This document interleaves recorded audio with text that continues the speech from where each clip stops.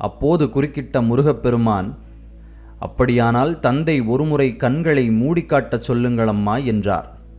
உலகம் எப்படி இருட்டாகும் என்பதை நானும் பார்க்கிறேன் என்றார் முருகன். இதை எப்படி தந்தையிடம் சொல்வது என்று சொல்கிறார் விநாயகர். உடனே பார்வதி தேவி, அதை நீங்கள் அவரிடம் கேட்க வேண்டாம், நானே செய்கிறேன் என்று சொல்லிவிட்டு சிவபெருமானின் கண்களை தனது கைகளால் மூடினார் பார்வதி தேவி. உடனே இந்த அகில உலகமும் இருளில் மூழ்கியது. சிவபெருமான் பார்வதி தேவியின் கைகளை விலக்கிக் கொண்டு கண்களை கோபத்துடன் திறந்தார். என்ன விளையாட்டு இது என்று கோபத்துடன் கேட்டார் சிவபெருமான். சிவபெருமானின் கோபத்தை கண்ட பார்வதி தேவி அப்படியே தலைகுனிந்து நின்றாள்.